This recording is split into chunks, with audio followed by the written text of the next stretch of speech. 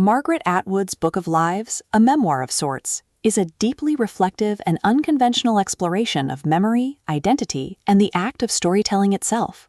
Known for her sharp wit and literary brilliance, Atwood approaches memoir not as a straightforward chronological account, but as a mosaic of lives, her own and those she has encountered, imagined, or recreated through literature. The subtitle, A Memoir of Sorts, signals her refusal to be confined by traditional autobiography.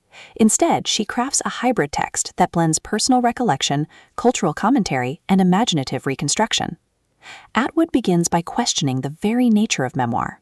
What does it mean to tell one's life story? How reliable is memory? How much of the past is shaped by imagination, and how much by fact? These questions frame the narrative, reminding readers that every memoir is both truth and fiction, both recollection and creation. Atwood's honesty about the limitations of memory sets the tone for a book that is as much about the art of storytelling as it is about her own life.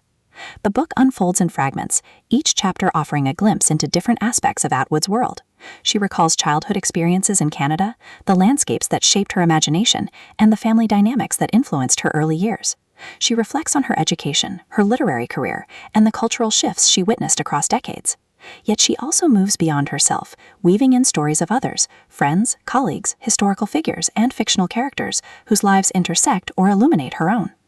Atwood's narrative style is rich and layered. She blends humor with seriousness, irony with sincerity. Her prose is sharp, precise, and often playful, inviting readers to question assumptions and embrace complexity. She resists the temptation to present a polished, linear life story. Instead, she embraces contradictions, uncertainties, and ambiguities, showing that identity is not fixed but fluid, shaped by time, memory, and imagination. A central theme of the book is the relationship between life and literature.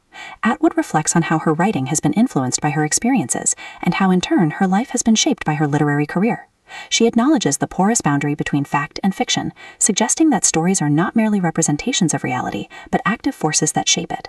In this sense, Book of Lives is both a memoir and a meditation on the power of storytelling.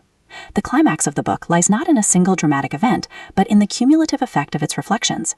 Atwood builds a portrait of a life lived in words, a life shaped by curiosity, creativity, and critical engagement with the world. The resolution is not a neat conclusion, but an invitation to readers to reflect on their own lives, to consider how memory and imagination intertwine, and to recognize the multiplicity of identities we all carry. For readers, Book of Lives is both intimate and expansive. It offers insights into Atwood's personal journey while also engaging with broader cultural and philosophical questions. It challenges conventional notions of memoir, providing a text that is as much about the act of writing as it is the life being written. Whether you are a fan of Atwood's fiction, a student of literature, or simply someone interested in the complexities of memory and identity, this book is essential.